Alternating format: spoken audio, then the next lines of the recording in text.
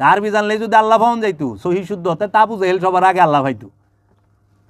Abu Jahl PhD আছিল, এর মতো এত বড় বিদ্বান ওই সময় আরবের বুকে কেউ ছিল না। জাহিরি বিদ্যা আব্দুহু কারো গড়ের সম্পত্তি না, এটা পলন নিচের মুরগ না যে আটকায় রাখলেন। ফকিরই পলন নিচের মুরগ না যে যখন খুশি তখন পলৌচা করে দিলেন, মুরগ বাইরে এলো, যখন খুশি তখন আটকায় ফেলাইলেন। হ্যাঁ, ঘরের ভিতরে অনেক পিসাব তো বাংলাদেশে গজব পিসাব আছে, কিছু গজব পিসাবেরা নিজের ঘরেই সব রেখে দিছে। হ্যাঁ, ওখানে তুই মনে কথা কয় যে বেলা এটি অফ করে দিছে, মানে আর পি রইব না, কি হইব খালি ইমাম হইব। কইতে কইতে কোন হানে যে গেছে বুঝেই নেই বেলায়েত কি অলিত্য কি। যেই দরবারে দায়মি সালাতের চর্চা নাই সেই দরবার হকের পথে নাই।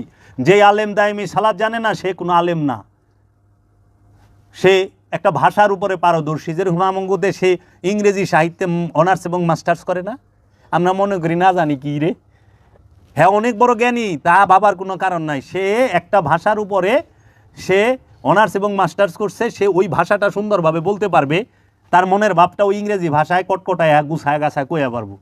এখন অনেক আরবি জানলা, মনের ভাব আরবিতে প্রকাশ করা পারবা, তাই বিলে আরবি জানছে দেখে আল্লাহ পাইয়া গেছ এটা পাইব না বাবা। তা আরবি জানলে যদি আল্লাহ পাওয়া যাইতো সহি শুদ্ধ হতে তা আবু জেহেল সবার আগে আল্লাহ পাইতো। আবু জেহেল পিএইচডি আছিল, এর মতো এত বড় বিদ্বান ওই সময় আরবের বুকে কেউ ছিল না। জাহিরি বিদ্যা বাতিনি বিদ্যা ছিল না দেখে আল্লাহর হাবিব বলে দিল আপনি আবু জাহেল। জাহিরি বিদ্যা বিদ্বান রে আল্লাহর হাবিব আবু জাহেল করলো, বাতিনি বিদ্যা না থাকলে ওইটি আবু জাহেল।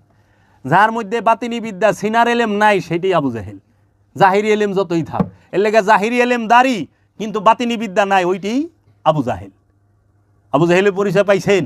এখন আমরা দেখি না জাহিরি বিদ্যায় সেই রকম পিএইচডি ডক্টরেট হজরত আল্লামা এও মুখ তো মুখ, কিন্তু ওলি আল্লাহ মানেন না, নবী মানেন না, রসুল মানেন না, শুধু আল্লাহ মানে। আর কি কয় না কয় বুঝতে হবে, এইটাই বর্তমান যুগের আবু জাহেল।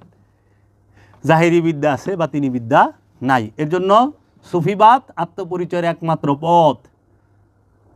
সত্য তোমার ভিতরের বীজ রূপে লুকায়িত, তাকে জাগ্রত করো মুক্তি পরপারে। বাবা জাহাঙ্গীর, বাবা জাহাঙ্গীর এমন এক মহাপুরুষ। বাবা জাহাঙ্গীরের বাহিরের লেবাস দেখা বাবা জাহাঙ্গীরকে বোঝাও যাবে না, জানাও যাবে না। যারা বাবা জাহাঙ্গীরের লিখিত 28টা কিতাব পাঠ করবে, বাবা জাহাঙ্গীরের লিখিত কুরআনুল মাজিদের অনুবাদ পাঠ করবে, তারা কিছুটা হইলেও ধারণা করতে পারবে যে বাবা জাহাঙ্গীর যে এই পৃথিবীর বুকে নীরবে আসলো, নীরবেই চলে গেল। আমরা বুঝতে পারলাম না কোন মহাপুরুষ আসলো, কে চলে গেল। কারণ পৃথিবীতে রু নফসের পার্থক্য বাবা জাহাঙ্গীর ছাড়া কেউ করতে পারে নাই, করে দেয় নাই, তাও মৌখিক না, কিতাবি একাডেমিকভাবে। এখন সুফিবাদকে ইউনিভার্সিটি লেভেলে পড়ানোর বিষয়, এখন এটার উপরে পিএইচডি হবে। সেই রাস্তা বাংলার দুইজন বিখ্যাত আল্লাহর ওলি, একজন হচ্ছে বাবা সুফি সদরুদ্দিন আহমদ চিশতি এবং আরেকজন হচ্ছে তারই আপন ভাতিজা, সর্বকালের সর্বশ্রেষ্ঠ একজন ইসলামিক গবেষক বাবা কালান্দার বাবা জাহাঙ্গীর বা ইমান আল সুরেশ্বরী ফি আনহু। যে না পড়ছে বাবা জাহাঙ্গীরকে সে জানবে না, আর ধ্যানের জগতে যে যাবে বাবা জাহাঙ্গীরের দয়া যার প্রতি হবে সে বাবা জাহাঙ্গীরকে চিনবে। বাবা জাহাঙ্গীরকে তার কিতাব পড়ে কিছুটা জানতে পারবা, কারণ সাগর তো কোনোদিন লোকগি দিয়া মাইপা কুল পাওয়া যাইব না। এর জন্য বাবা জাহাঙ্গীরের কিতাবে যতটি আল্লাহর ওলির নাম আছে, হ্যাঁ এতটি ওলি আল্লাহর নাম জগতে কোনো কিতাবের মধ্যে আছে কিনা এইটাই সন্দেহ। আমার আলোচনা আছে দেখো, একের কাদরিয়া চিশতিয়ার লয়ে, চিশতিয়া তরিকার পীর সাহেব নিজেই জানে না হের দাদা পীর কিংবা বড় বাবার পীরকে। এই বাবা জাহাঙ্গীরের বদলতে আর বাবা জাহাঙ্গীরের গলির এই কুত্তার বদলতে মানুষ এখন জানতাছে যে ফকিরের দর্শন হইল দায়েমি সলাতের মাধ্যমে নফসের কলবের পবিত্রতা অর্জন করা, এবং পবিত্র নফস পবিত্র অন্তর আল্লাহর বান্দায় প্রবেশ করে, আল্লাহর জান্নাতে প্রবেশ করে, এবং রবের ডাকে রব সাড়া দেয়। পবিত্র অন্তর রবেরে ডাকলে রব সাড়া দেয়, এবং পবিত্র অন্তর দিয়ে রবরে দেখতে হয়। আল্লাহরে দেখবা, নিজেরে দেখবা অন্তরের দৃষ্টি দিয়া। এর জন্য ওলি আল্লাহর দেহের চোখ বন্ধ করায়, ধ্যান করায়। জানু মাওলা বলছেন, নূরে হকে হক আছে, হক চিনো আগে, পারো যদি এবাদত করো শেষ ভাগে, না চিনিয়া এবাদত করিবে কাহার, ভূতের বন্দিগি হবে, হবে না খোদার।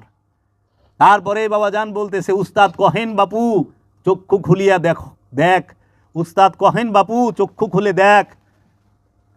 উস্তাদ কহেন বাপু মানে এই যে স্কুলের যে শিক্ষক, কলেজের সে শিক্ষক, তারা কি কয়? উস্তাদ। মাদ্রাসার হুজুররা, মক্তবের হুজুররা কি কয়? উস্তাদ কহেন বাপু চক্ষু খুলে দেখো। আর গুরু কহেন বাপু চক্ষু মুদে থেকু।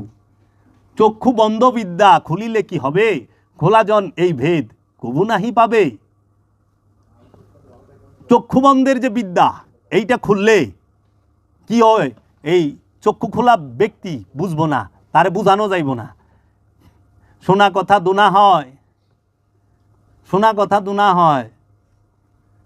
এই যে শুনছ দুনা হইব, এটার কোনো গ্যারান্টি নাই।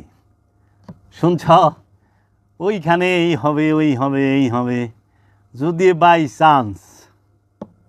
কারণ জান্নাতে যাইব আমলদার না, জান্নাতে যাইব পবিত্র নফস। সাবধান, সাবধান। কুল্লু মান আলাইহা ফান ওয়া ইয়াবকা ওয়াজহু রাব্বিকা যুল জালালিল ইকরাম। কুল্লু মান, যাহা কিছু আছে প্রত্যেক সৃষ্টি ধ্বংস হবে। কুল্লু মান আলাইহা ফান, সমস্ত কিছু ধ্বংস হবে। ওয়া ইয়াবকা ওয়াজহু রাব্বিকা ওয়া যুল জালালিল ইকরাম, শুধু একমাত্র চিরস্থায়ী রবে তোমার রবের চেহারা। কিয়ামতের দিন, মানে কিয়ামতের দিন সবই ধ্বংস হয়ে গেল, আর রবের চেহারা চিরস্থায়ী রইল। তে জান্নাত জাহান্নামে যাবো, আঙ্গুর বেদনা খামু, কয়লা দেয়া পূর্ব গেল কইরে বাপ। মাথায় তো ধরে না আমার জানার বাসনা, যদি কেউ আমারে জানায় দেয়। সূরা রহমানের 26 আর 27 নম্বর আয়াতের ভেদ রহস্য। হায় হায়, আল্লাহ কইতেছে কিয়ামতের দিন সমস্ত কিছু, সমস্ত সৃষ্টি ধ্বংস হবে, সিদরাতুল মুনতাহা পর্যন্ত ধ্বংস হয়ে যাবে গা। জান্নাতের ঊর্ধ্বে যেটা সেইটা, খালি রবের চেহারা বাক্কা থাকবে। ওয়ায়াবকা ওয়াজহু রাব্বিকা যুল জালালিল ইকরাম। রব্বে কা কইছে, রব্বুকুম কয় নাই, রব্বে কুমা কয় নাই, রব্বে কা, তোমার রবের চেহারা। শুধু তোমার রবের চেহারা চিরস্থায়ী থাকবে, আর সব ধ্বংস হইব। ওখানে যায় আঙ্গুর বেদনা খামু 70 হুর।